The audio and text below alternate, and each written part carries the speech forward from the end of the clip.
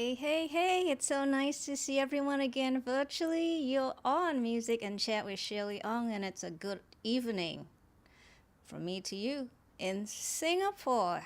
Please say hi in the live chat and let us know where you're tuning in from.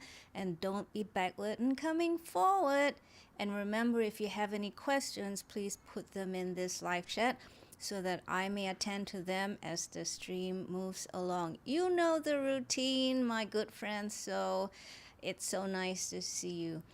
It is, as I said, evening in Singapore, and in fact, it's 10 past 5 p.m. in Singapore, but it is 9 past 10 a.m. in Germany, if I'm not wrong. I was reminded today that Germany, Europe, I'm not sure how which other countries daylight savings extends to in Europe, but at least in Germany, they gained an hour last weekend, and silly me forgot to check on that. So I apologize for having to readjust our schedule today. I want to say hi to my friends, as I always do first thing, and it's so good to see my good friend Sam. Hey Sam, whenever I broadcast in Southeast Asia, I always get to see Sam because Sam's joining us from Sydney, Australia. Sam, what are you doing right now? Are you mowing the yard or going grocery shopping, or perhaps just leaving the gym? Is it a public holiday in Australia today? I don't know, but it's a public holiday in Singapore today. They're celebrating Diwali. So anyway, without further ado, you guys know that I typically play something for you live. Yes, live keeps me on my toes. I have to practice. And so here we go. I have my theremin and keyboard cam. And I'm just going to make sure. Yes, everything seems set to go. So enjoy this piece.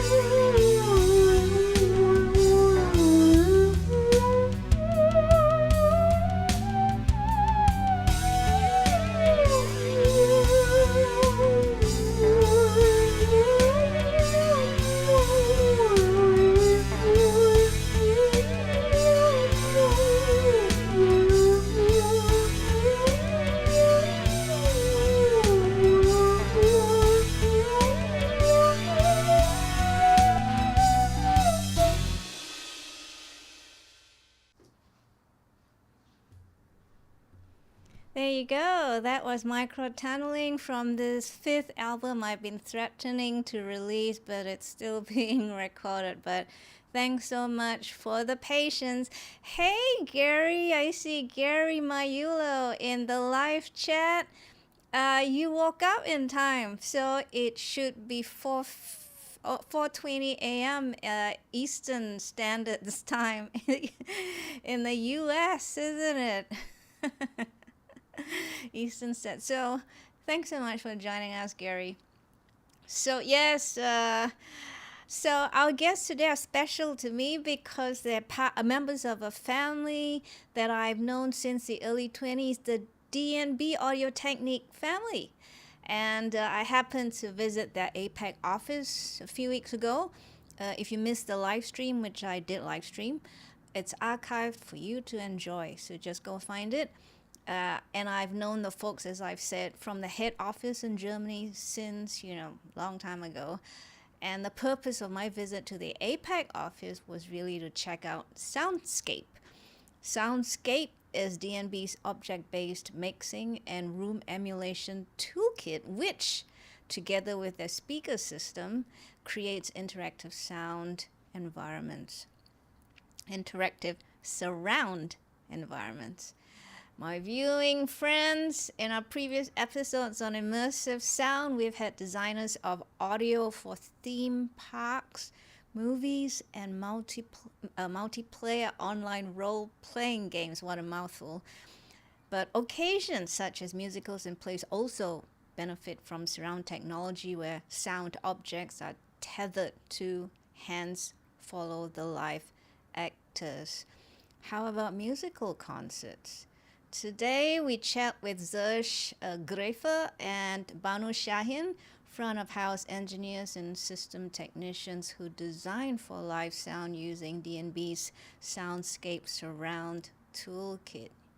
So I am gonna welcome in Serge and Banu on our MS Teams meet. Ta-da! Hello, good morning. Hi, Shueh-li. Thank you for the introduction. Good morning, good afternoon, good evening, wherever you are. That's right. Thanks, Serge, and thanks, Banu. It's morning for you guys, so I really appreciate you coming and joining us first thing. And of course, Serge was the one who created the MS Teams meet, so thank you as well, Serge. You're welcome. So, first of all, I'd like to point out for those of you in the viewing audience, or those of you who will be viewing this live stream later on when it's archived, that the Soundscape toolkit consists of the modules on scene. Tell me if I'm pronouncing it right. Which is the sound object positioning tool, and on space, which is the room emulation tool, which I heard there are several reverberation signatures. Someone mentioned 10. How many are there? 9. There are 9 9? in total. Yeah. There are 9. One too much. But it's been changing. Like we add more and more rooms. It was 7, now it's 9, and it's been increasing over the time. So we don't have a certain number that we need to memorize. Okay, It wonderful. will be more than that. Okay, wonderful. I'm just gonna do this to my scene so I get the bandwidth. So I'm gonna start with Serge with questions for you. And I know I'm probably saying your names really badly, pronouncing it, but please excuse me. I'm gonna try. It's completely okay.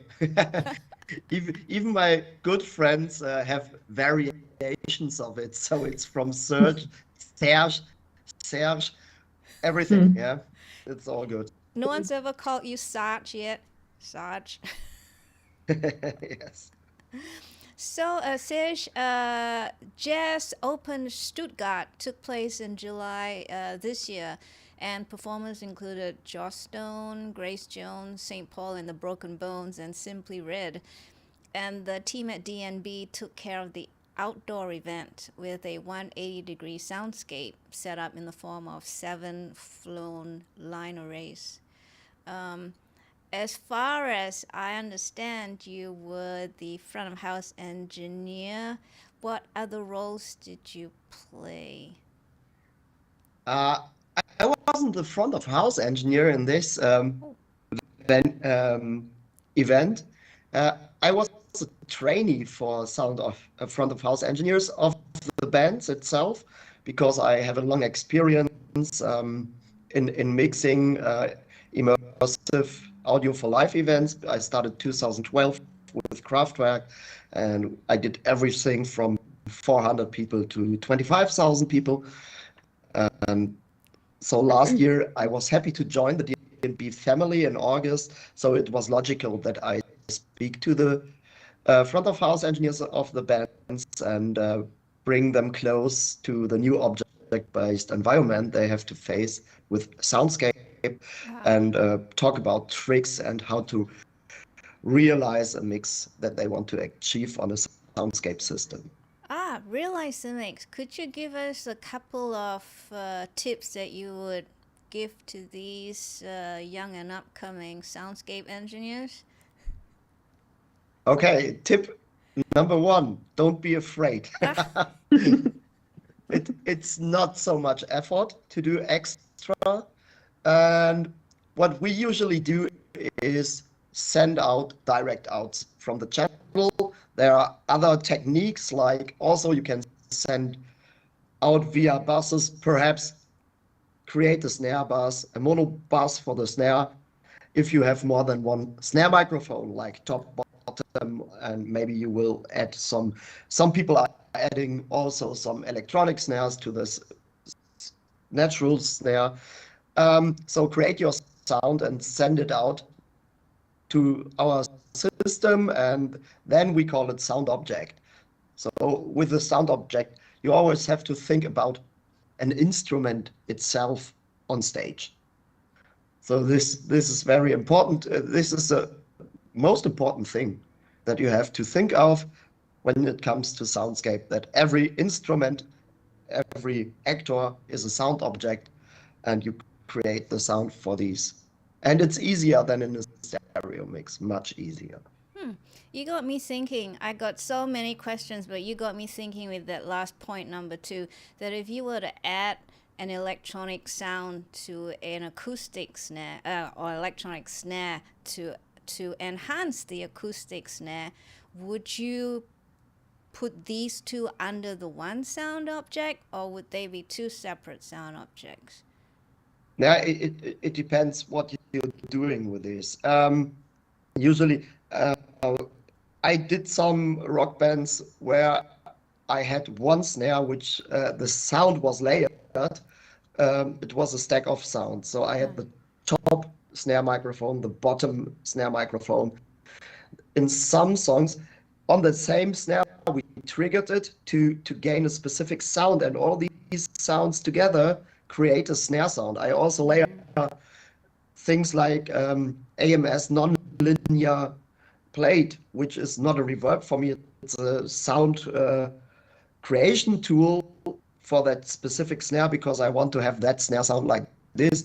I also worked with artists like Sefta Lisa, where I was using a pink noise, which were triggered by the snare, and mixed this also into the snare layer, the layered sound of the snare, to create a specific thing. Not that it was really loud, but just a thin line of pink noise added to the acoustical snare. So it's kind of sound design. And this new designed snare sound I send out to one object. So was this your idea, or did the artist say, you know, I want the snare to have something that was a little extra? I didn't get the question right. There was a sorry. Your little idea crack. your idea of adding the pink noise, was that your own idea, or did the artist or the producer or music director or someone in the company say, we want the snare to have something extra? This is it's an old technique, so it's not my idea. I read it somewhere, and I just adapted this. And it was for one song where the snare was really noisy. Because if you go to synthesized snares, when you create snares with a synthesizer, especially yeah, with modular synths, a lot of people are using also noise as part of their sound design. So yeah, for me it was logical to adapt this also for live for that one song, and then yeah. Very So nice. I'll probably come back to this sound object and attaching more than one actor, sound actor to a sound object. But I wanted to quiz you about the idea of not using a 360 in that open air JazzOpen event. Was, you know, I am totally and utterly new to 360 or 180. So my questions may seem a little naive, but I'm sure there are other people out there who have the same question. So I'm going to ask you, why not a 360? Why a 180? I know it was an open arena, but why 180 and not 360? yeah, in this specific case, it was time, money, and the circumstances that we have there. But in general, Soundscape is not in general about surround sound. It's about positioning on stage to enable most of the audience to get the right perspective on stage. Yeah. If we are looking to stereo environments, and I mix a singer in the center, just 2 to maximum 5% will hear the singer from the center. And the idea was get rid of this and having the sounds happening where they are happening on stage for most of the audience. And for this, we don't need a 360 system. We need a 180 system. And also it makes it much easier if you've never done Soundscape before, because it's logical. Okay, I have a guitar amplifier over there. We need a guitar amplifier sound object. We put it exactly where the amplifier is, and the drum objects exactly where the bass drum, the snare drum, the hi-hat is, and the bass player gets his own object. And then everybody in the audience got the right perspective to that music, which is happening on that stage. And this is the most important and best outcome that we achieve with it.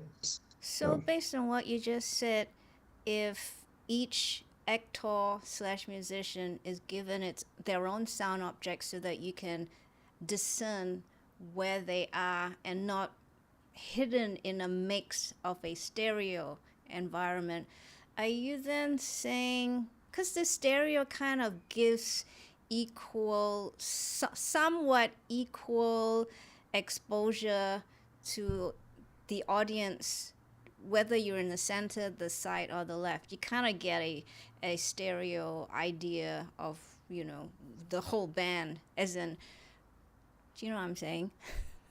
So everyone gets to hear. I think so. So first of all, nobody is doing stereo in that size. Yeah, we all mix dual mono. Yeah, because we will always try.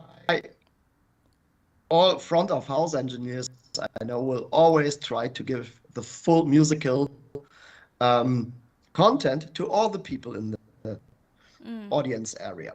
So we can't achieve this with stereo, because if we are making the guitar, if we want the guitar coming from the right, we have to take down the volume of the guitar on the left. So the left is a completely different mix.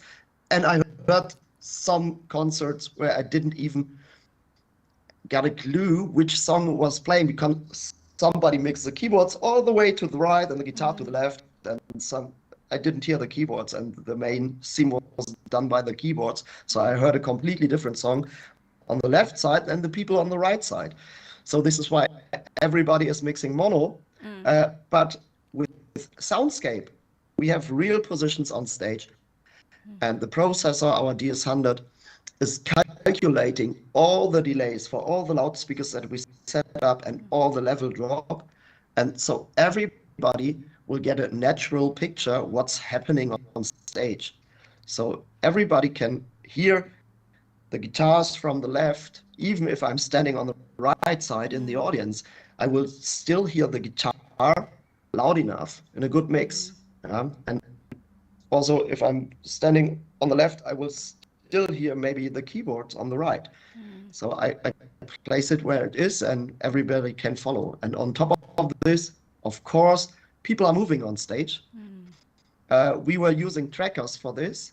And then the singer perhaps, or we had some brass at other acts, was tracked automatically by a tracking system, and the position was always right. And so you can dive much more into the music, and yeah, in the end, you can better emotionally connect to the stage. And this is the most important thing for me. So you're saying that all the audience members get somewhat of a true picture of, or a nice balance of where, and a true picture of where all the musicians are standing or moving, and not one instrument is being left out in what they're hearing. So if they're to the left of the stage, they'll just hear a little less on what's right on the stage, and so on and so forth. Yeah. So you talked about tracking and all that, and I just wanted to give a little brief understanding of what that entails to our viewing audience. And I'll start by talking about open sound control, which networks synths with computers and other devices for multimedia shows, and typically used in musical performances. And I wasn't quite it didn't quite dawn on me how useful it would be and how it would impact my understanding of my consumption of what I see, whether it's a musical or a live sound event, until I went to the DNB showcase last week, and they were talking about Soundscape along with the use of ZACTrack, which is a 3D tracking system that's being used there. Others I know. And during the showcase, voices of the MC and the two singers who kindly did some show and tell for us by singing some songs from the production. And they're walking on stage, and I thought nothing of it because it all seemed like it should be. That was very natural. Of course, when they moved to the left, I'm going to hear them from the left, forgetting, because it was so natural, forgetting that this is an amplified voice and not their true voice, but it's moving with them. So until then, I thought, well, okay, nothing special, until it was switched to stereo, or the comparison. And I thought, oh, I get it now. Because it bothered me that I didn't realize that I had been listening to two speakers up there, for example. I know in a natural concert situation you have more than two, but this was kind of like to demonstrate that now we have a voice separated from the body. So Serge, I realized that ZACTrack was employed in JazzOpen, and you did talk about it. Could you give us a little bit about how that was put together, whether you're involved in that, and give us an example, if you may, of how that works so that our viewing audiences understand what this might be? You were asking how we put this together? Yes, everything that it was working device with Soundscape. So to connect ZACTrack with Soundscape was very easy. So first of all, we had a technician for ZACTrack there, because we need somebody to hand out the text to the musicians. At the end, you need somebody to do this and explain, hey, this is a little device, don't lose it. And no, you don't have to wear special clothes to shut up from the radio waves. It's not harming you. It's like a Shueh belt pack or something like this. So we had this technician who was taking care about that everything on the ZACTrack side works. And then it was very easy. We just talked about this. Hey, you have to talk to this machine. That's this IP. And then he typed in the IP and the job was done.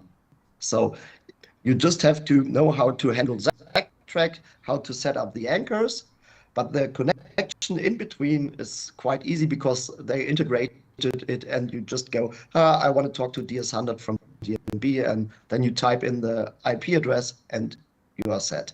This is everything that you have to do. Right, Banu? Banu wrote a document about this. I think you're still muted.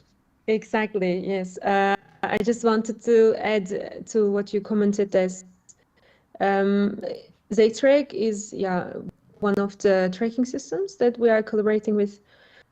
On top of it, we are in contact with various tracking systems like Stage Tracker, Follow Me. We are in contact, and they keep on integrating our system, our device DS100, into their system.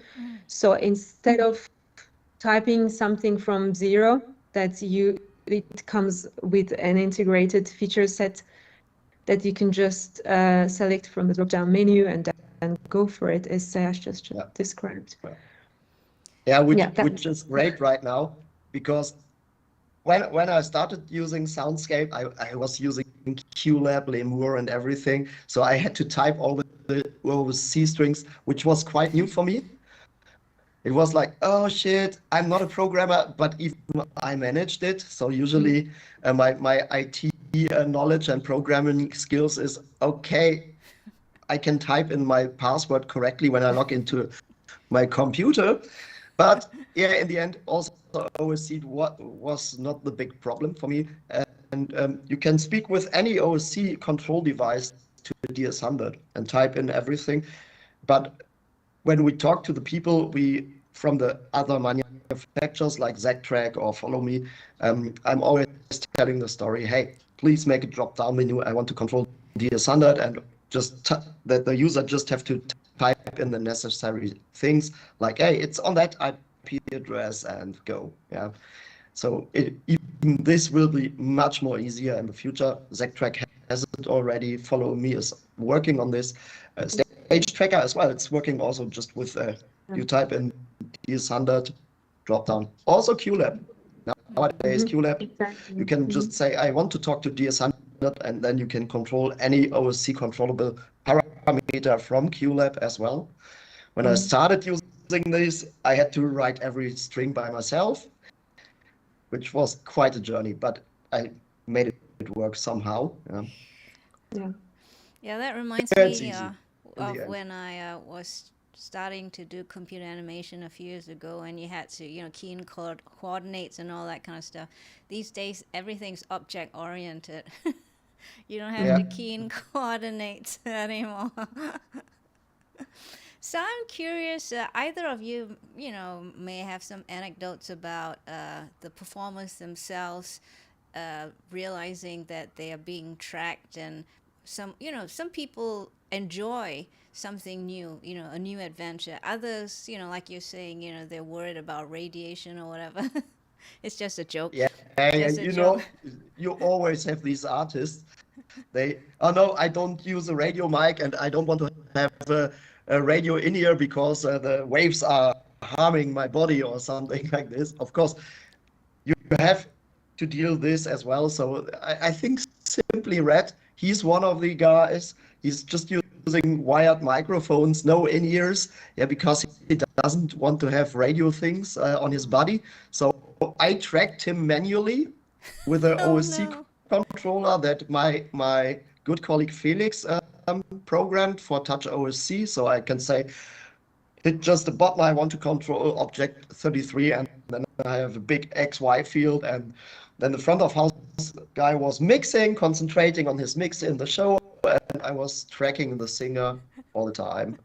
So it was good, it was nice. Yeah.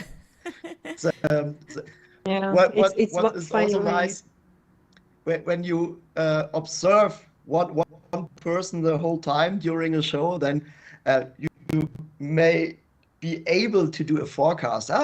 He's looking there right now. Maybe he's going in that direction soon. And yeah, it was really fun.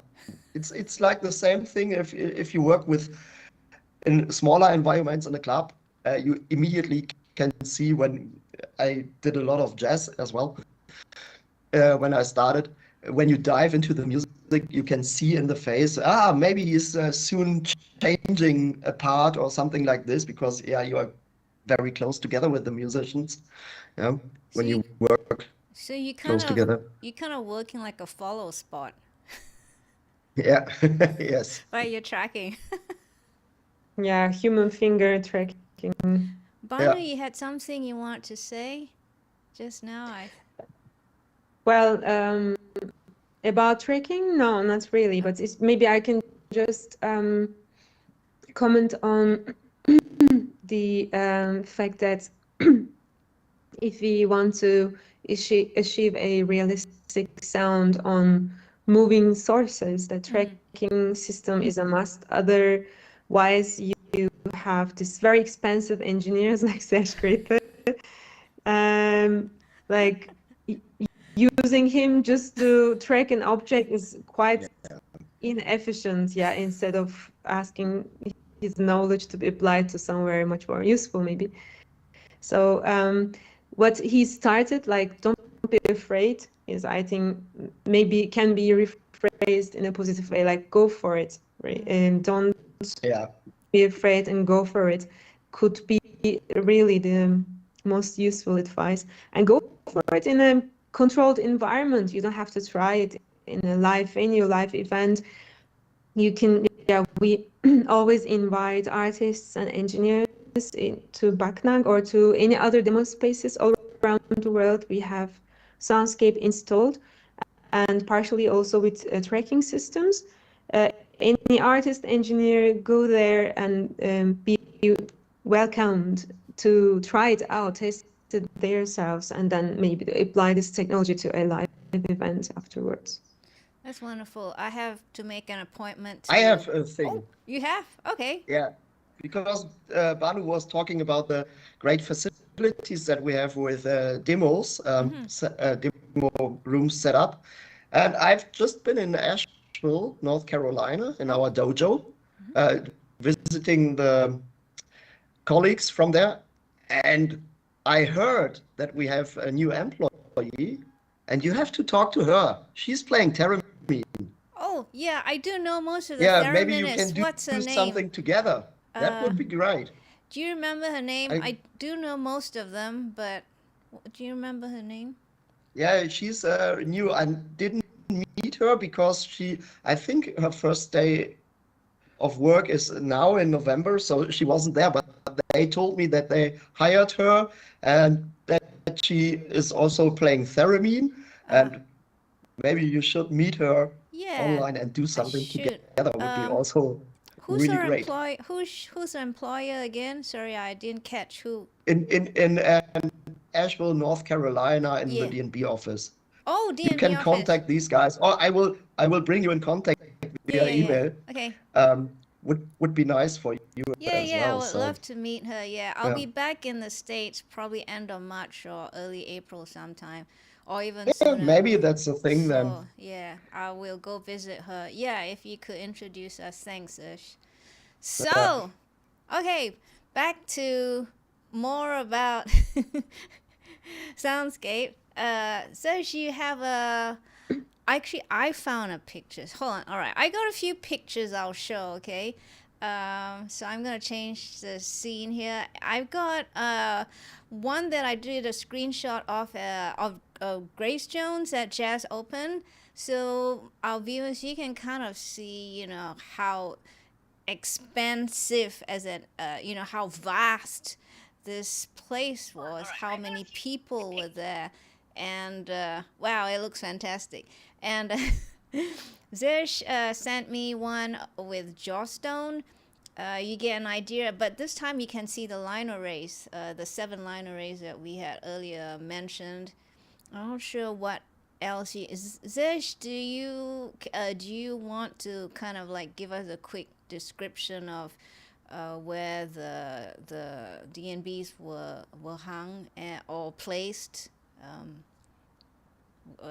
Based on the picture or without reference to the picture? Yeah, I'm looking to the picture as well. So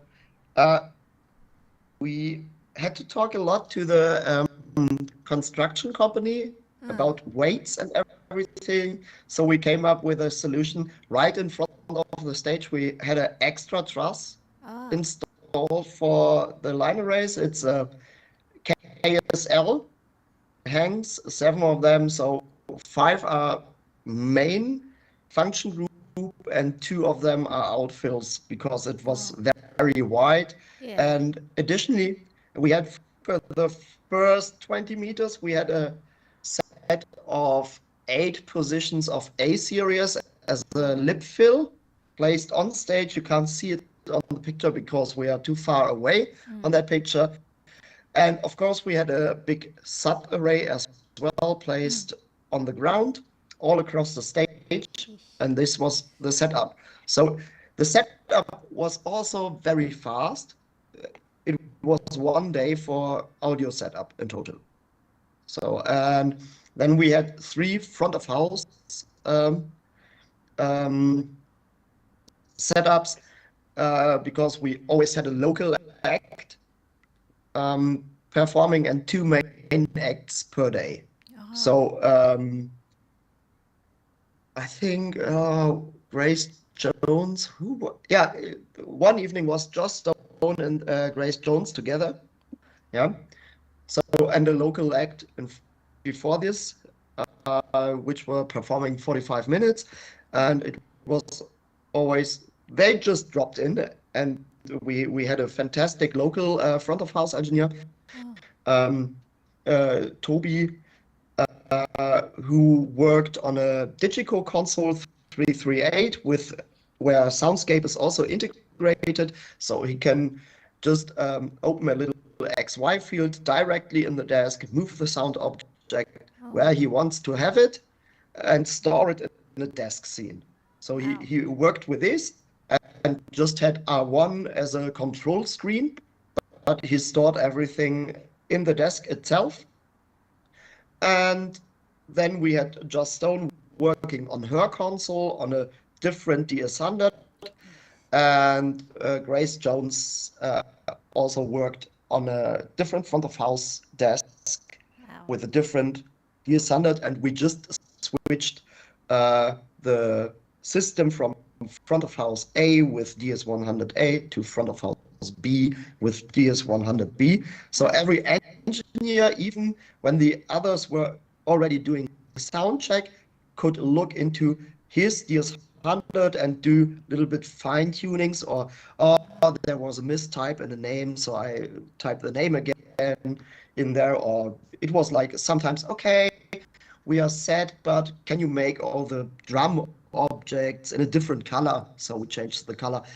That he has a better overview for the show because everybody just got 1 hour of sound check. This was a really the biggest challenge, because of noise regulations on site, because it's directly in the city, But also every front of house engineer was very fast with sound check because everybody realized, hey, I don't have to carve out so many frequencies to make place for other things. This is also one of the biggest advantages of object-based audio when it is like our algorithm, when it's always time with level drop combined. You have much more tonality or tonal freedom for every object because you don't have the electronic masking on a bus. So every instrument has its own position right now, and then you can have much more tonality freedom for this again. Usually, when you look at a string quartet, you will carve out the heights of upright bass to make space for the cello, and you will cut the cello a little bit in the lows to make place for the upright. And it's going up to the violins, and you carve things out to make space for others. You don't have to do this anymore. Usually when it comes to orchestra mix with Soundscape, in the end, everybody starts just with the high pass to get the noise floor humbling away from the microphones, and maybe the rest is room correction.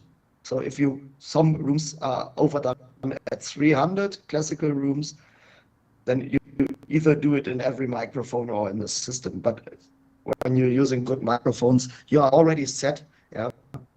Of course, when you want to go so loud that you have feedback problems, you have to cut out these frequencies, but usually you don't do this in orchestral mixes. And this is really fast because you have this freedom now. And everybody was also impressed by the clarity of the mix. Wow. Yeah, I was going to ask about feedback, but you covered that. And it looks like you froze in our meet for some reason. Banu and I are still alive and animated, but you got this, you're in this position. Am I back? We can hear your voice, but just that visually you're frozen. Maybe you should turn off and on your camera again. I don't know. Try it. Yeah, I try this. Is it better? Am I back? Yeah, for me, you are completely fine, to be honest. I don't see your face. I hear your voice still. Okay. Maybe I try another network. Okay.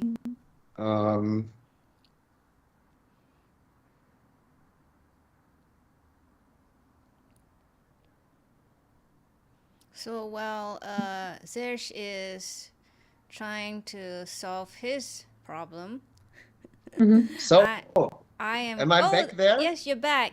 And would you mind if you sit I closer changed to. so that we can see more of you?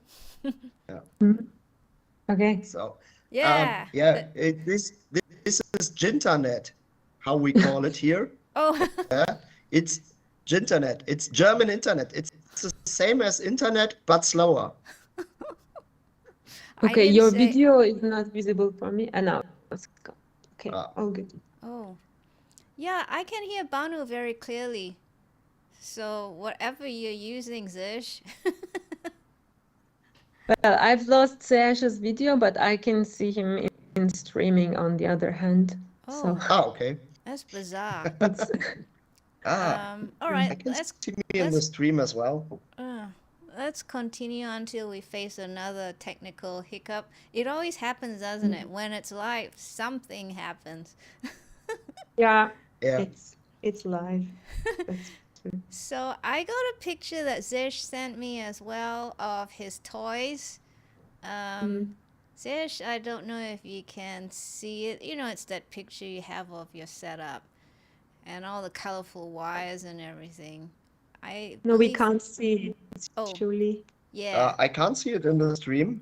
Oh, it will happen very soon. Give it a few, I'll tell you. There we go. You see it now? There it is. Yeah. There, yeah. This was the corner with all the DS100s and converters. Because we had so many different kinds of mixing desks, we had to convert, because DS100 is speaking Dante, and we had Avid desks where we had to convert from MADI to Dante because Avid has a specific structure when it comes to Dante cards, and so the easiest way was for the Avid side to use MADI and then convert it to Dante. This is why we have so many things there. And also for sample rate conversion, we had Toby Hoff, who was mixing Deep Purple. He was mixing on the Midas desk, which was running 96, but our main system setup was 48 because most of the people were working with 48K. So we had to sample rate convert this down to 48 to fit it to our system. So this is why we have so many things over there. We have some red nets and also some direct out prodigies to switch everything, because we also had a fourth front of house desk, which was a little Yamaha desk, a Q series, QL series, remember. For intro music, all the commercial videos were on this desk, and also moderation for the announcement and everything. So this was also distributed to all DS100, and so this is little edge with all their toys to make it happen. And that's a lot of toys. I want to move on to your work with Kraftwerk before I move on to Banu's also excellent projects. So I got a couple of pictures that I took off the internet. I believe it's these are okay to be shown. Maybe you have more pictures than me. I have more pictures than you, yes. This one I is. never do pictures. Don't worry. Yeah. This one is, their typical stage positioning, four of them in front of like a lectern type thing with their fun toys. And then, of course, I found one of them in Tokyo, at a performance in Tokyo. I believe this is of one of the recent ones because they've been on tour lately. That's why Serge has been so busy, and Banu as well. So we're really very fortunate to have them. And I feel really sorry that they have to spend time with us when I'm sure they'd rather be at home doing something else. But we're very happy that you're here. So here's a photo or a picture of a Kraftwerk set up in a Tokyo performing venue. I don't know what the venue is called, but you can kind of see at least the line arrays on top. You see some front fields, and I'm not sure what else there are. So I'm hoping, Serge, that you might be able to shed some light on this picture if you can see it already. Yeah, I can see it. I think this should have been 2019, the show in Tokyo. I think we played 4 shows over there at this time. And it was the first time that KSL was used, I think, in Japan. And especially with Soundscape. It was a huge journey for me to involve everybody in the house to make it happen. And I was very thankful that everybody in the house team joined the journey because I was a little bit, let's do it in Soundscape. It's a lot of work, but it will turn out good and everybody will have fun. So was this what a we did there, 360 setup? Was this a 360? Excuse me? Was this was a little bit interrupted. Was Yeah, this it's a 360. So we had 5 KSL hangs, 7. I think we were using Y10P loudspeakers for front fills, and I used also Y10Ps on the sides, and the struggle was there was no space to rig in the room. Yeah. So if you see there are on the side openings for lights, and we took out lights and we were hanging cabinets in there, and then there are little balconies on the side as well. We put speakers on poles there, so every position where I can find where to place a speaker, I placed the speaker, because you couldn't do it with a pole in the audience area because of emergency exits and regulations and everything. I even took out follow spots in the back of the venue. There were 4 or 5 openings for follow spots. We took the follow spots out, which were quite heavy, and placed loudspeakers in there to have from the back in the upper edge of the room loudspeakers. This was also a quite unusual setup because it was going from the stage up to the back of the room. So I had to adjust also my mix a little bit, to a more like a mix where I didn't put so many distinct objects to the back. Of course, the cars were moving from the back, but the rest I was using more like for end space, putting keyboards into end space to involve the audience, to put them in a scenery that there's some room happening around you. So because it's more like filling up the room from the sides and the back as well, because the positions were not ideal, but the result was very good. It's also again about creating emotions and immersion, and this worked very, very good in this room with this setup, and it was a nice journey that we had all together. Do you have an anecdote about the experience that the audience members gain from it, the enjoyment or the positive impressions that they gain from it? Yeah, I talked to some people that are often on Kraftwerk concerts, and they liked it to be immersed. So it was really nice. It was a good extension to the 180 in the front. Yeah, but it wasn't like when we did Tate or something like this, where the speakers were more in a senseful way around. So I had to adjust. In Tate, I could place distinct things on the sides as well, but also it always depends on the size of venues. What I do in the mix, I always adjust it. Yeah. When it's closer, you have more freedom. But when it's getting bigger with transient signals, you have to be careful because of the latency, or not the latency of the system. It's the travel of the sound through the air. So I always explain it. Hey, if you take two guys playing percussion, you can't put them 30 meter apart from each other. It will never be tight. Yeah, nobody will do this. So you have to have this in mind when you place objects. Yeah.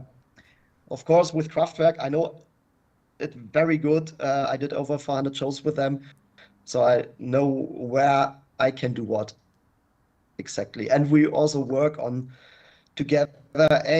Put me this on a different track, then I have this pad separate from the other things. Then I can place it a little bit more free, and open it more than perhaps transient signals, which I usually leave on stage to keep the timing. The most important thing is always listen what you're doing, that the music doesn't fall apart. So speaking of the physics of sound, Banu, you have acoustics background, and one of the projects that you worked on was Melancholia. I don't know if I'm pronouncing this properly, but it's a musical theater piece composed by Brigitte Munterdorf for the Ensemble Modern, based on artist Albrecht Dürer's engravings, so I discovered. And there are 7 episodes which encompass Melancholia, to examine the different angles of the melancholic, I'm quoting. And the performance consists of, and tell me if I'm wrong, let me get out of this scene and get you back on in full face configuration. 14 instrumental soloists of the ensemble encounter virtual guests and or their digital twins. That's what I got off the publicity blurb. True. What I'm curious about was, what was your part in the production? Again, I mentioned that you're an acoustician, and Serge just mentioned room acoustics and all that kind of things that you have to consider. What was your role? What did they say to you, Banu, we need you to do this to make this happen? Just to maybe clarify 2 things. I have acoustics background. I studied musical acoustics in Detmold. This is, of course, something this knowledge, something that I apply to while performing my job, for sure. So everywhere it's needed. What I specialized in DMB right now, is our product Soundscape, our object-based audio tool, and I mostly support artists during pre-production phase to integrate their own composition to our environment, and doing system design for them, or show control. Like it's actually many different things combined in one bubble. Okay. So with Brigitta, I worked as a system engineer, also operator. That means I was involved in the system design for that show, and then also to operate this show during the piece. And yeah, Brigitta is a contemporary artist. She comes with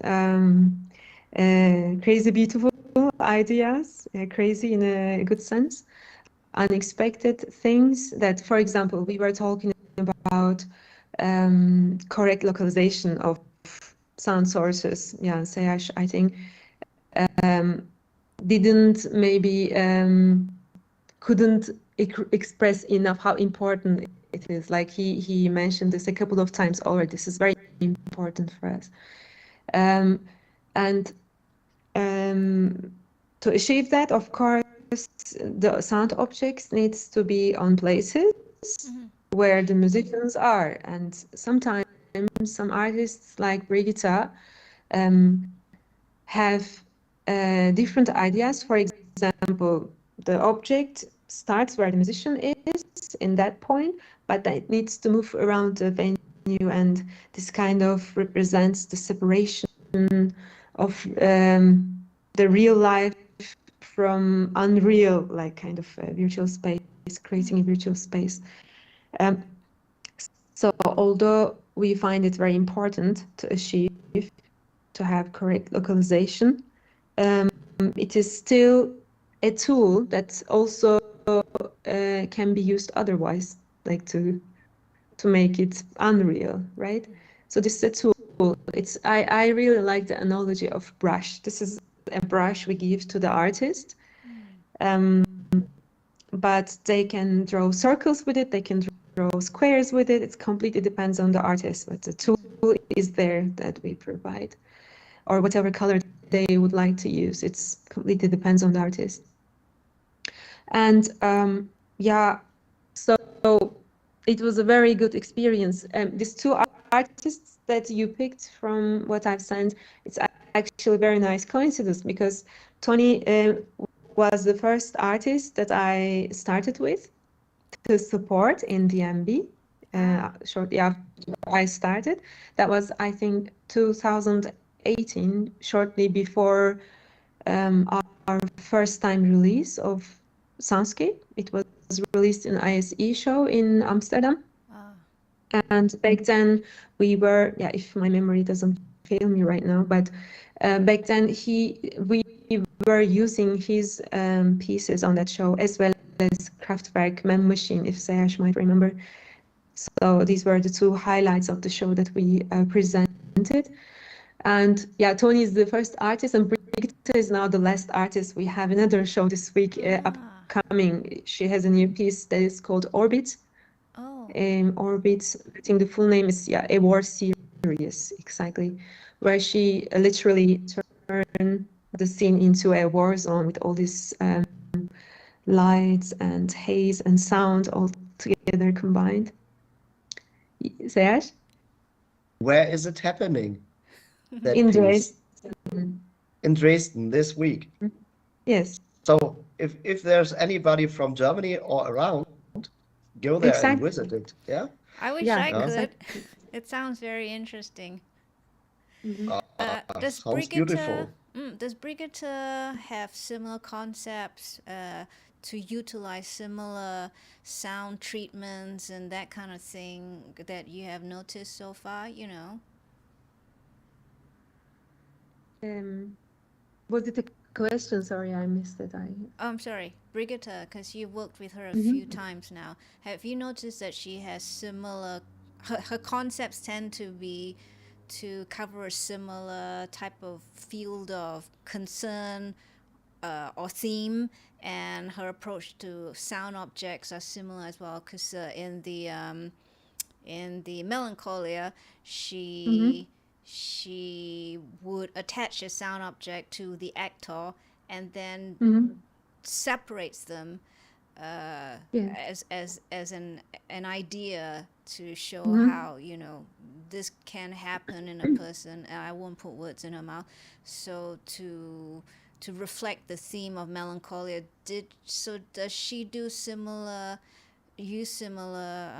treatments in her other work, and this one that you just tried to explain to us, it's called, did you say Orbit? Yeah, Does I she think not this time, because yeah, this show will just happen. I didn't watch it yet, so this is gonna be experience this week for me as well. We are just preparing the show, Yes. but it can happen anytime. So this is also a ongoing creative process. It doesn't mean that whatever we pre-prepared, there's a pre-production phase where all these audio stems are being created. She uses also AI a lot. So and then we bring this show to a scene where the artist maybe hears for the first time.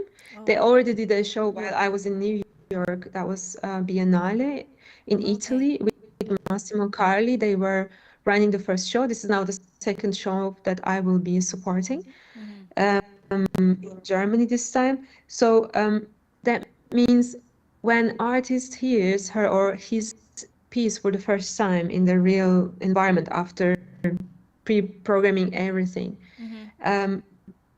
if they come up with new ideas, we just can adjust it right away with a click, like it's automizing here or there, or changing some sound parameters, or maybe showing them something new which they would like to maybe integrate as something new to their own pieces. So it's a constant creative process for artists, and for engineers it's a non-stop action. Like for us, we always we are dealing with live, even in the pre-production process. Yeah, Serge knows it, I think, the best during touring, how less the time is for us to prepare certain things.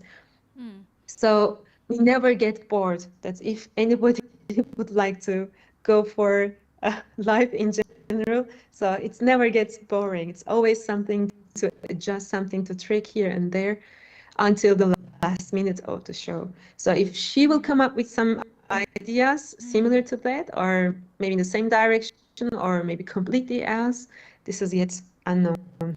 I just find it so amazing that for once we can now attach a sound to an actor and then separate that sound from the actor so convincingly and realistically that the audience would believe that that sound has been detached or being separated and thrown away from that actor. You know, Yeah, my first reaction to that, please don't forget what you were saying. When she said, how about, yeah, I want to move object from the musician and I want it to walk around the venue and then come back to its real position again. My first reaction was, but then it will be delocalized, you know, because we think in time arrival. So we are, so far, our main target was to make it as realistic as possible. If the musician is there, it needs to be just heard amplified, the original amplified, so without any interference from us.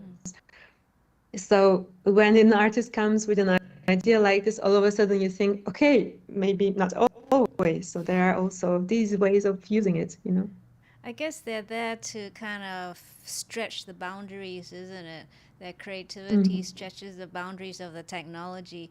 You know, I was recently made aware because I visited a concert hall that had a 180 employed, and I was made aware, and I experienced it. I was standing on stage, and the person said, "Can you hear the expansion of the sound when Soundscape is on?" And then he canceled Soundscape, and I realized that the musicians on stage suddenly shrunk. Have this I never thought this would make any difference, but it did to me on stage. Have any artists you've worked with requested this, have been aware of this, or appreciated this? Yeah, it's also a tool that we can, that funny enough, Birgitta used this also, but then she changed her mind and she didn't want to go on with it. Oh. At first, like, no, it's a creative process. She just says, for example, I want the whole orchestra, it was Ensemble Modern at this point, as you mentioned. I want all this orchestra virtually be placed in the center of the stage, like a mono object. Then I want it to be distributed throughout the stage, wherever they sit. We tried this. It didn't sound as she probably expected. Or she just wanted to try it out, like how it would sound. Okay, maybe this is not the way we need to go. Then let's do it like this or that. Yeah, trying, listening, and adjusting. This is like a constant process, and she did it. So she tried it. Serge, have any of your live music artists ever considered having a sonic expansion with Soundscape on stage?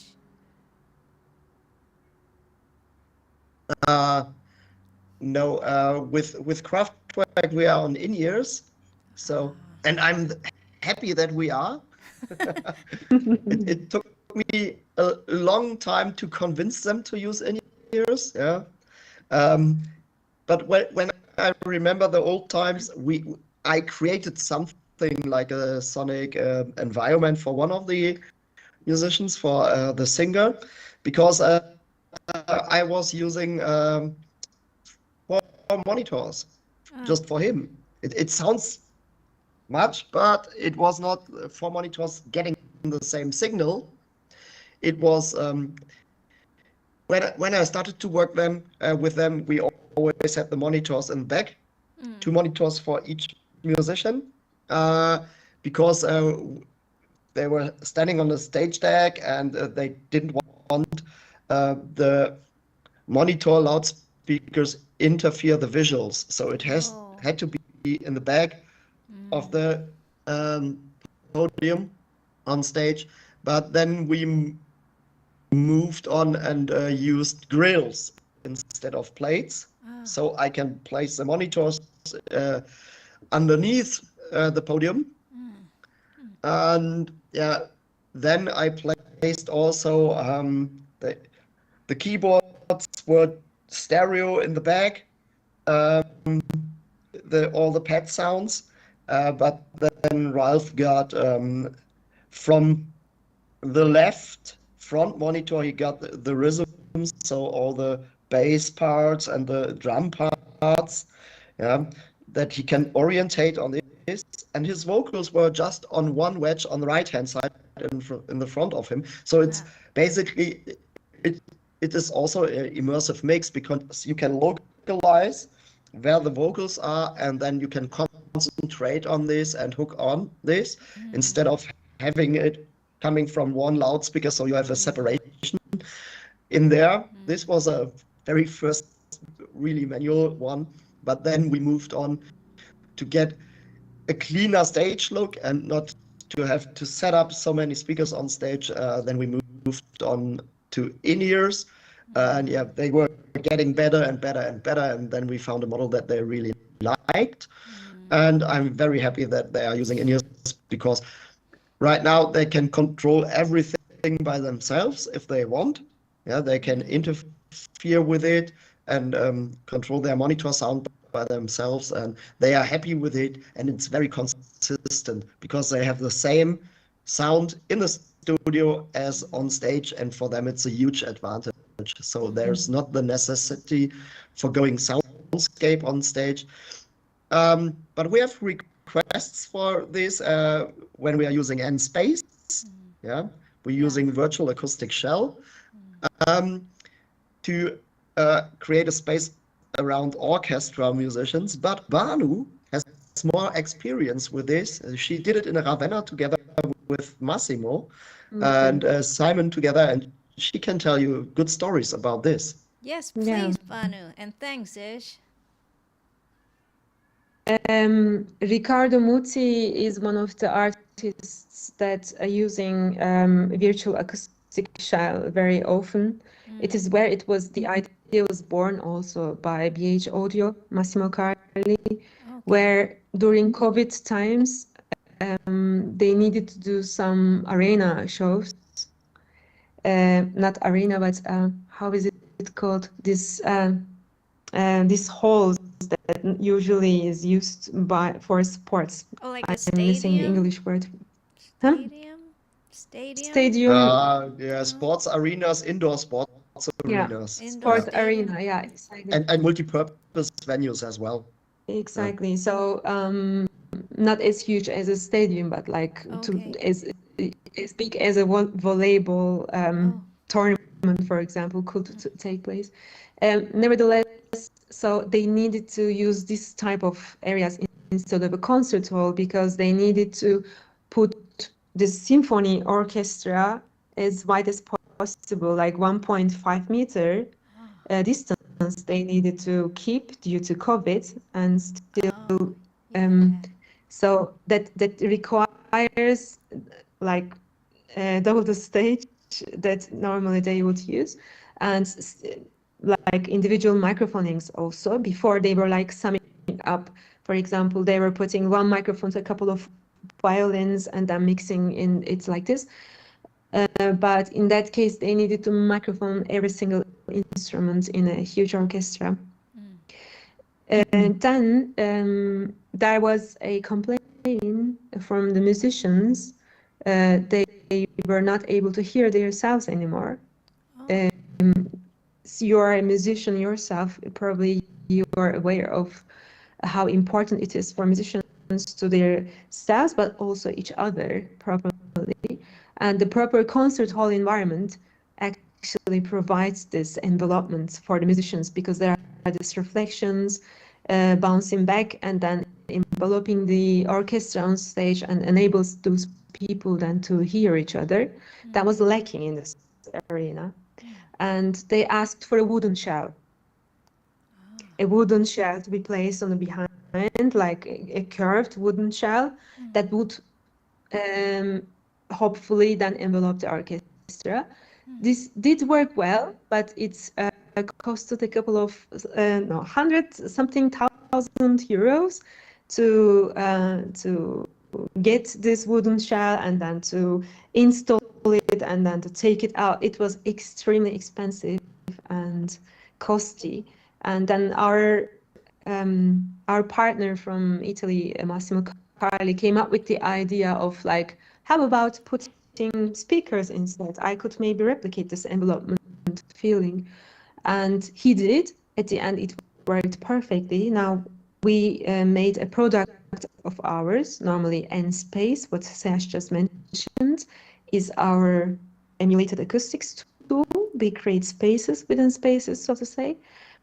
And NSYN is our positioning module. So virtual acoustic shell is a way of using N-Space module, the second module, to cover orchestra instead of audience. Because in one hand, you can create a space for the audience. In other hand, you can create for the orchestra, for themselves.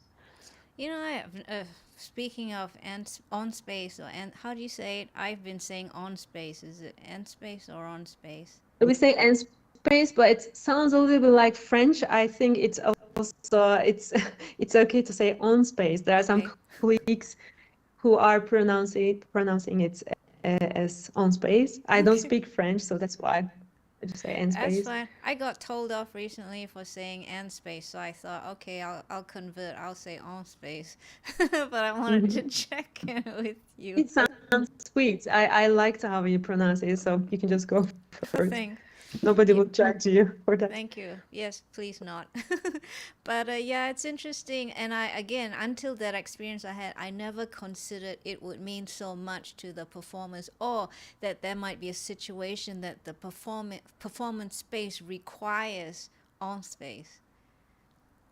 Yeah. You know, I never. Exactly. Like until you're in that situation, you don't think it. Who needs that kind of thing? Yeah, even for us, like for me, there was a goosebumps moment while using this tool. It was an ISE show in Barcelona, where we had a string quartet on stage, and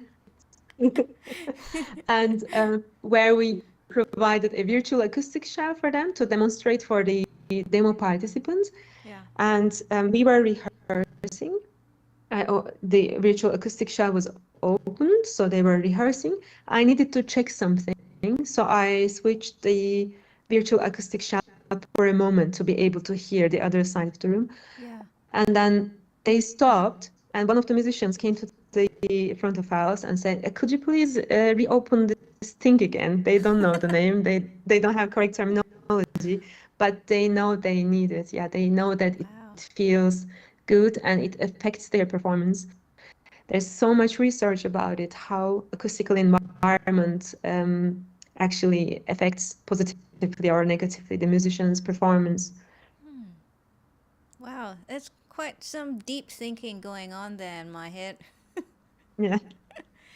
So I'm going to go back to Melancholia because I read somewhere that there was an app, a phone app that was created as part of an AR installation to be the epilogue and prologue of the actual show. Correct me if I'm wrong. And I Yeah. always get really curious when, shows, a performance is extended by using other devices to enhance the show. And everyone's talking about AR and VR and have been for many years. I'm wondering if you were involved at all in the installation part. Of the app, you mean? Of the combining of the AR app with the the performance of sound installation. Or I have not seen anything of the installation, but I just read about it, so I was hoping you could shed some light. That's true. They did it and to make it interactive, but my focus was on the system design operation at this point. Okay. So I wasn't involved in the Okay. in the app part, the telephone app part. I was just curious because I thought, wow, there might be some, like special story or anecdote that you could share with us about making this happen, I guess. So I want to share some. Oh, go on, Banu. No, I just wanted to say that she's using all kinds of technologies in her work, in her art, because she thinks otherwise. Like we think straight, she thinks probably in other ways. So whatever is possible, she just tries it and makes a show out of it. So I like the it's way really she thinks. it's a nice feeling to be involved in general. Yeah, I like the way she thinks. I've never known of her, but now that I do, I'm gonna look her up even more. But yeah, she's very fascinating. So I've got some pictures, and this is one that Banu sent me, and it looks like it's the stage of Melancholia with some green screens and etc. I don't know if that is you in the picture, but it should come on in a few seconds. Again, there's a lag, as I mentioned before, so it should be up anytime soon. Here we go.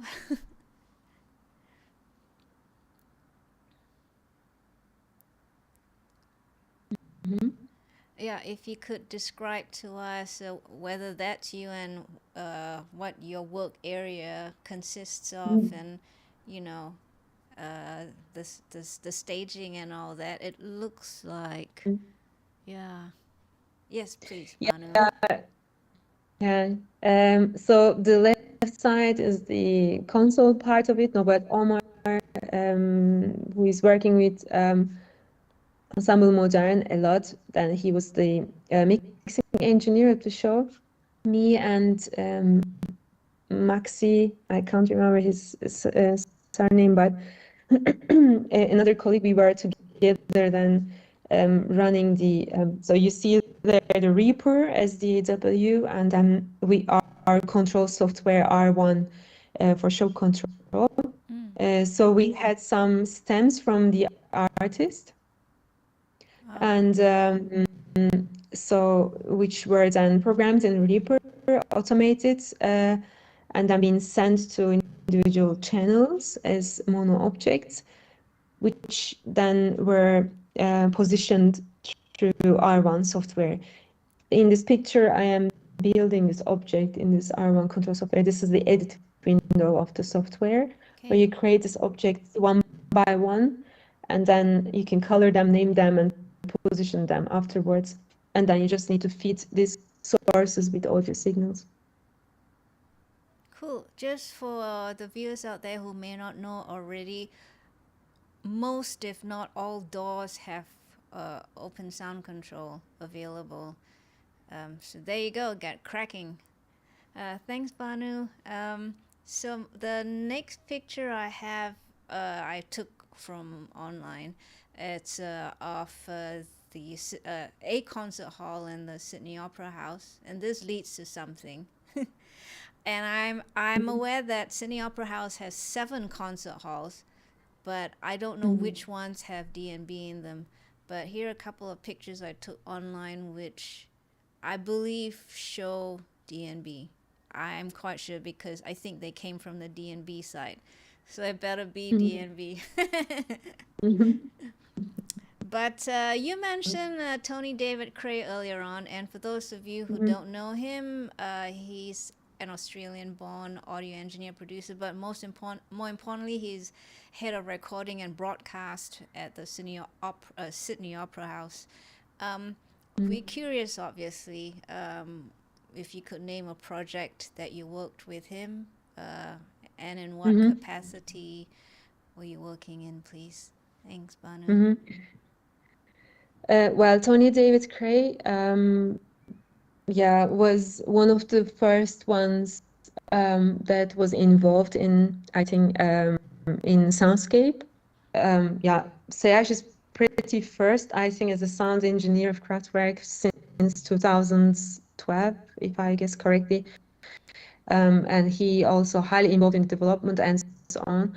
Tony could be one of the first, I think, a few that was involved in a very early phase. And back then, what we have done, he just brought some stems and a video production from Sydney, and we mixed it for Soundscape. We kind of positioned his mixed, we translated his mixed to an object-based scene, and we then showcased this in Amsterdam. Ah, all right. So, since you worked with him, did you gauge, or did he kind of discuss his philosophy about a sonic experience to you? You know, how he regarded what an orchestra or an actor, a performer, or an audience, what he felt they should gain from an experience in a hall or a room, or did he have a... Well, he was really curious. I mean, I think this also part of his own nature, that he was curious. He was asking a lot of questions, and he was trying to understand the tools we provide and creating the best use out of it. And it was a whole week of preparation process for us, where we not only produce something, or where we not only integrate his system to our, but it's like a remixing process for us. And rethinking, because you need to think differently when it comes to mono objects in an immersive environment. It's different than mixing for a stereo. So we had a lot of useful discussions, which also helped us a lot to improve our own workflow and so on. So it was a lot of fun to work with him. Do you recall one such occasion that you could share with us that we might go from, because it was so deep, meaningful, or maybe it was surprising to you, or maybe of something that you hadn't thought of? While working with him, an aha moment. Well, for me, I think there are a lot of aha moments with him, which I can't remember in detail. This feeling of me, like it's just a feeling that remained inside, because he was also my first experience to deal with an artist in that manner. Me already being new, I was just working for 1.5 year, I think, in the MB back then, and then understand the technology and adapting it, and then try to explain it to an artist and being fed back with all these comments. It was highly useful, definitely useful. And I remember him using Windows back then. So it's been so many years. 2018. It's been 5 years. Hard to recall, but this just feeling remains, with a lot of aha moments. Thanks, Banu. Serge, speaking of aha moments, did you have any in the years that you worked with several artists or acts, anyone who said to you, did you know, Serge, that if you do this, or, whatever, and you go, oh, I didn't think of that. I didn't consider it. Yeah. Yeah, there were a lot of moments that we had, especially with Kraftwerk, because it was a complete new journey we started. So it was like in 2012 we did these catalog shows at MoMA, and then Werner Vierbeyer was coming by because I was the first one using V-Series in US for that show, and I did a quadraphonic setup, and he showed up at front of house and said, "Hey, Serge, this was so cool, but you have to meet that one guy. He's doing some crazy things that I do not understand completely." So then he put me together with Ralf Zulek, and he was doing his first tests with the first idea of Soundscape in a club in Stuttgart called what was it? I can't remember the name. Shit. Zapata. Zapata it was called. Okay. So we went there with the band and were listening to the music, and immediately we were thinking, wow, then we can do this and this and this and this. So this was also my first contact with OSC control and everything. So yeah, this was December, I guess. And we said, this is so cool. We have to adapt this for our shows. And the first show we did with Soundscape, or even the name wasn't born then. Yeah. Oh, yeah? The first show we did in January 2013. So just 1 month of preparation and guessing how to get it work. Yeah. And we thought, we can move everything. We moved a lot of things. Yeah. And also the musicians were moving objects from their computers. We made a XY control field on their screens in Reactor. Reactor is from Native Instruments and can send OSC data as well. So they got a XY field where they can say, okay, this is now controlling this object. So there was one bus for each musician, and then they can play around with it. And the venue wasn't so big; it was 400 to 500 guests in there. It was in K20 or 21 in Düsseldorf in an art museum. The shows were already sold out when we decided, okay, we changed from stereo to object based. So it was really hard also with the numbers of the money. You still have to earn money with the show. But we did it. We did 10 shows. And during the first shows, we realized, hey, maybe moving objects all the time and a lot of objects at the same time isn't the purpose of that. So then we started more to paint pictures for each song, where we have different position for each song, just a slightly movements, yeah, maybe just movements on stage, and keep highlights like the cars for flying around. So because what we did in the first show was sometimes a little bit distractive to the music. So, but it was a learning process for me and also for the musicians. So we talked a lot about things that make sense, or also about like, I have the feeling I need this sound on a different track to place it more there. And it was a great time to work together and realize what is possible and useful for the music. I'm always concentrating, hey, what is the music telling me emotionally, and how can I transport my emotions that I see in that music to the audience? In the end, it's about goosebumps. You have it or not. But Soundscape helps you a lot to create these goosebumps. For me, it's getting harder and harder with Kraftwerk to have goosebumps, because after 400, I think 80 shows in total right now, all the years, but I still get it at some points. Yeah. And this is so nice to work with it, and also we used it on smaller projects, and sometimes just slightly turning. We had it now at MIT. I was visiting the MIT because they have a Soundscape system over there, and it was the Dissolve Music Unconference, and we had an artist there. She did perform with tape loops. Oh.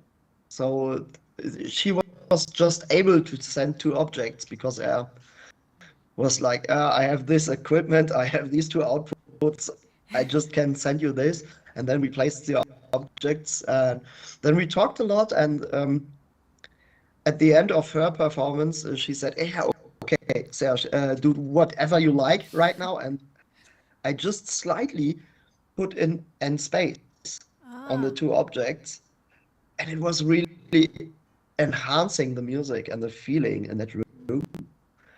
And on top of this, when I started with object-based, I immediately was, oh, shit, maybe it's a cool idea to have not a stereo tap delay. I created a delay with, the first version was 16 outputs.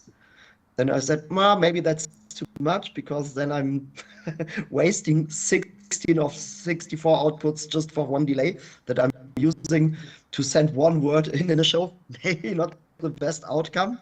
So I reduced this to 8, and I also created multi-pitch with granular resynthesis that I was using on her objects as well, to make a little sparkle all around, and also send this again into in space. And this was completely great. And also me, I had goosebumps. She also had goosebumps, and it was just two objects with some effects and space on top of it.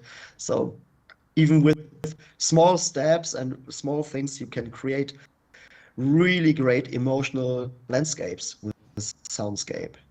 Thanks, Ish. With all that you said, I came up with two questions.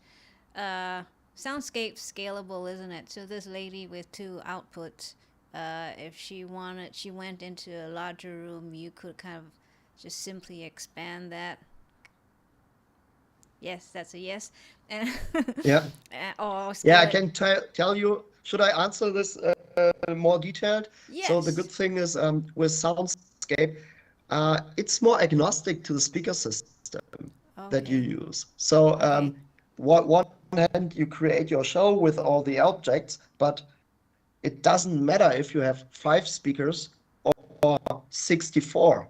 Yeah, you can expand it.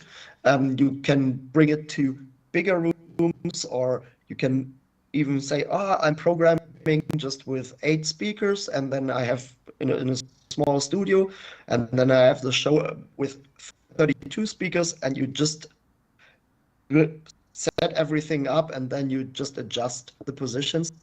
And we have a thing called coordinate mapping for it, where you just can scale your show to the new venue, and the calculation which object is distributed through which speakers and all the level drop and the delay thing is all automatically done by the machine. So as an artist, you don't have to think about loudspeakers, connections, and everything. You just have to think about your art and the positioning of your objects and how to create the image that you want to create. The rest is done by the system itself. Of course, you need a system engineer to plan and set up, but yeah, you always have it as an artist, somebody who translate your art into the technical needs. And this doesn't change. So you can concentrate on your art. I think this is the biggest outcome also. So, going off on a tangent a little, I know a lot of people have been mixing in Dolby Atmos, and that's become a trend for the last few years. Someone might say, I've mixed this in Dolby Atmos. Can I easily translate this to a soundscape environment? Banu did a lot of things with it. I can say something to this as well, but maybe Banu answers this first, and then I give you little hints about how I see it and where the problems are. But Banu worked a lot of times with also MSN studios, and so she did a lot of discussions with them and tests. So maybe she enlightens us. Yeah, MSN Studios Munich and Berlin now also. Yeah. They're one of the pioneers when it comes to Dolby Atmos in Europe, in terms of mixing for Dolby Atmos and so on. Well, how can I summarize this? The simple answer is yes, we have ways to translate Dolby Atmos to Soundscape, but it is not as straightforward as we are wishing right now. But we are working on it, and there are some solutions. Maybe ADM OSC will be a solution to adapt these two different environments to interoperate accordingly. But for today, if we speak for today, if you want to mix in Dolby Atmos and then play it back in a live soundscape environment, you just need to bring your render, and whatever you render out from your Dolby Atmos environment will be then fed back into our loudspeaker system, either through Matrix or through Soundscape using sound objects that are distributed around the venue. To my ears, both worked really well, and I had experiences for both. There was a DJ, for example, I was writing you as well, DJ Sasha. We had an experience for this Genius Berlin project. There they brought Dolby Atmos stems that we then played back in a soundscape in a DB audio environment. There we used only Matrix, but we played around with sound objects as well. So not yet as we wanted, but we are working on it. And today it is possible, but in a less straightforward way, so to say. Thanks, Banu. So I can tell you also a little bit about Dolby Atmos and the difference and what people are doing with it. So Dolby Atmos is just a level-based system, and Dolby Atmos doesn't know where the speakers are exactly. They say just it's in that range on the side in the cinema. If you look in the specs that you have to fulfill with a cinema system, it's just as tight as it has to be. So there are many things that are variable, and we know exactly where the speakers are and can work with time. So, and I've seen some mixes in Dolby Atmos where objects were not used as objects are meant to be used. So I saw some mixes where somebody took two objects as a stereo bus thing, placed it behind the front speakers and rendered snares on this. When we put this in our algorithm, we have the time on top, and then you have Fleming. So the logic behind object-based mixing is more like, hey, I have an object, maybe a snare, and I can move that snare object, and it's not a combination of routing things together like a bus thing. So, and Dolby Atmos has still this bed mix, yeah, where they place which they work like, okay, we have the bass, which is the environment where we place highlights on top of it in kind of placing the objects all around. And we are fully object based, and we start with every instrument from the beginning. I think this will be still a thing that we have to teach and to bring the knowledge to the people what the real outcome is. And we are always stage focused. Yeah, we are a live company. We are stage focused. This is a big difference. Of course, we can handle 360 in a very, very good way. But yeah, there are things that you can't adapt, where you have to readjust when you come from a Dolby Atmos mix. Sometimes you have to readjust that. Still, the music is the music that you want to make, and that it's not falling apart due to some little technical misunderstandings. It's about teaching, so it's not as easy, straightforward, but we are working on this. But it's not just a technical thing, it's also a mindset and understanding things, and yeah, teaching the people. Thanks, Serge. Thanks, Banu. I've got a few questions left just to finish off the interview. It's been really great hearing what you guys have to share with us. I've learned a lot just talking to you. So I understand, and correct me if I'm wrong, good news is Soundscape eliminates the sweet spot in the room. Am I right to say? So there are no best seats in the house. So the venues will have to start restructuring their ticket pricing. Well, it is funny enough, Yeah. right now, it is vertical based. Like when you think about ticket pricing, nobody thinks of the stereo imaging, where the stereo imaging correctly works. It's just a little thin corridor in the middle. If audio concerns will be the most important effect on ticket pricing, then it will be like the most expensive tickets in the middle but corridor. in many American theaters, there's the aisle in the middle. Yeah. Exactly. Yeah, I know, right? So this is also democratic. Nobody get the good sound. Exactly. What? I protest. But with Soundscape, the sweet spot is extremely bigger. Yeah, it's the whole listening area, which is covered by our speaker systems. Yeah, of course, we still have this problems when you look at theaters, at the side lounges, and yeah, you can't create this immersive mix in front of the people because they are looking to the stage and they just have this angle. For this, we are using outfills. Of course, you can maybe do more outfills, but yeah, the limitation is then over there with a budget as well. Yeah, budget and where to install all that stuff. So, of course, there are some seats where you just get one angle to the stage, which is due to budget or the possibility or the sense of installing 3 people for 3 or 5 loudspeakers just for 2 people. Maybe it's not so efficient. Yeah.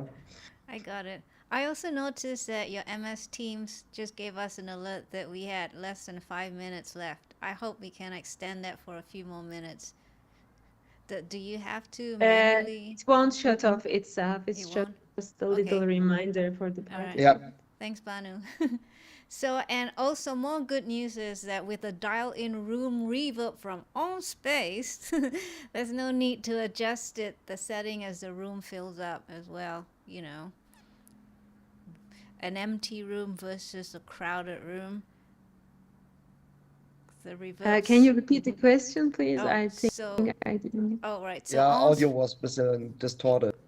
So Yeah. when you pick a room setting, reverb setting from OnSpace, unlike a live room, you don't have to readjust any effects, because when the room fills up, you have a artificially created realistic live room. So Mm-hmm. when it fills up, Yeah, it's not which, gonna change the mhm. When you think about it, it's at the end measured impulse responses of real venues all around the world, yeah. And if you have a bigger room than the measured room itself, then you might have problems. We recommend, we have some room parameters where you can then extend the size of the rooms, but we have some limitations.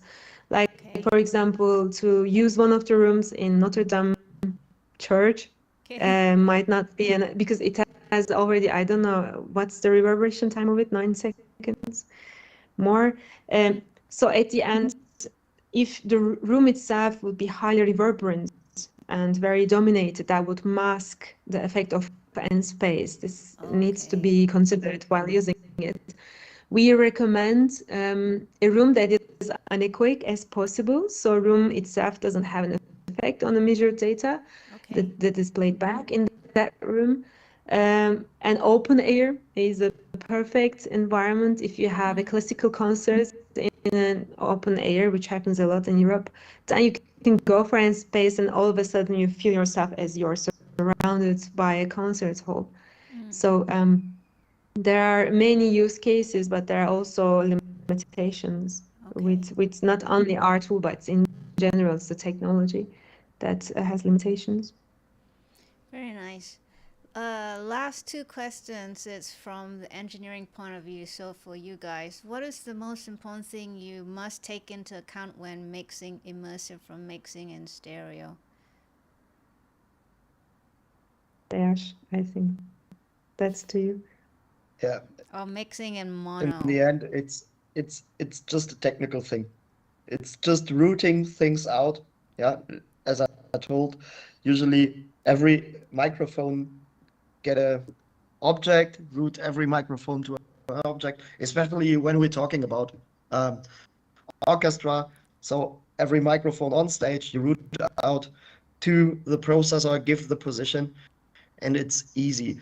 And it makes your mix immediately much clearer. You can hear every instrument better, and then you don't have to carve out spaces in the frequency range of that instrument so much anymore. And we on JazzOpen, we had Grace Jones and Peter Class was mixing this. Class was mixing this, and he even put in some EQ plus 3 dB in the low mids of a keyboard, because he liked it so much to have that fat response of that keyboard. Usually everybody is cutting out low mids. He was turning them in because it was a distinct position and it sounded so good, but it was not interfering the other instruments. So you could have the whole low mid stuff going on there on that keyboard. And even with the guitar, they were not fighting against each other anymore. And this is a huge advantage. Yeah, there's so much space in the mix in general. This is what we get as a feedback all the time, that you don't need as much dynamic EQing as you would need in a stereo mixing. No more that much compressors, limiters needed. No more that much EQing is needed, as you have the space, so you can just distribute them all around and go for it. Thanks. And of course, I compiled these last two questions before we had all this wonderful chat about the advantages of using having an immersive environment and so on and so forth. So I'm going to ask the last question and just ask you this. How would you convince someone about immersive sound? How to convince an artist or an engineer? Or artist. Both? Let's say me. How would you convince me that I should use the best way that's working is not telling to artists how cool it is. Yeah, the best way that it works so far that I could experience is to make this artist listen to her or his own tracks over an immersive audio system versus a stereo system, to make this comparison in front of her or his own ears, and that makes the difference, and that's the game changer to my experience.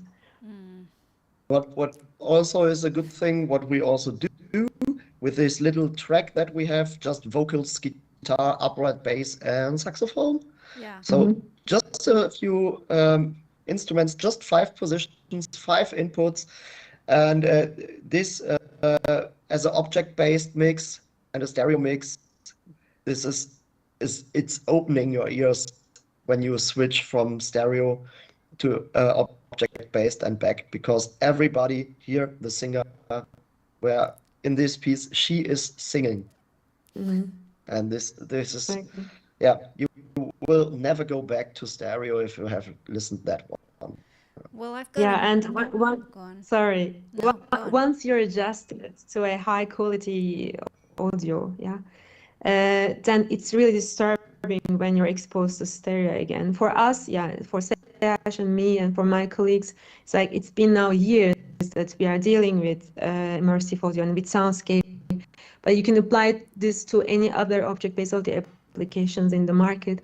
Once you experience and once your ears are adjusted to this type of quality of sound, then it's highly disturbing even to listen to a speech on stage where a person speaks there, you hear from there, it's just, you can't take it anymore. You can't even listen to this person because of thinking like it's supposed to be better, yeah.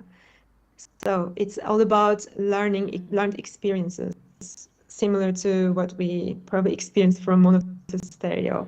It's now the transition period. I think this is now that we are writing all together the history. So Thanks. there's a sentence I'm always using. Okay. We are going back to nature Ah. with object-based. Yeah, it's more natural. And Back to Nature, of course, it's one of my favorite tracks from Fat Gadget. Well, This is there why you I go. like that sentence as well. So, yeah, but in my opinion, it's Back to Nature, because also when we think about theater, what are we doing when we hang speakers left and right and start reinforcement? We are distracting the story on stage, because people will hear the voices from a different location than the actor is acting on stage. And then your brain has to put this together again. So it's very complicated to follow the story and to dive into the story. When we now can have the same positions in sound as in visuals, it's not distracting anymore. Exactly. Wow. Well, I have put in my calendar to make a date with the DNB APAC office to bring my stuff, because I'm mixing down my 5th album. I said I'm going to bring my stuff down and I'm going to play with Soundscape and see what fun stuff I can come up with. Yes, go for Great. it. Have fun with it. Thank you. So I'll let you know how I go. But everyone, we've really enjoyed having you, Banu and Serge. So here's a little digital applause for you, if you can hear it. Thank you so much. Can you hear it? Could Thank you you. hear it? I can't because I need to open the Oh, speakers, but I'll listen to it later and give you a feedback. okay. What's in front. And again, I really appreciate you making time in your busy schedule. I'm glad you're busy, and we should all be busy. And it's so nice to meet you in person after all those emails and all that. And you're probably thinking, I've had enough of Shueh-li's emails. She keeps on writing us emails.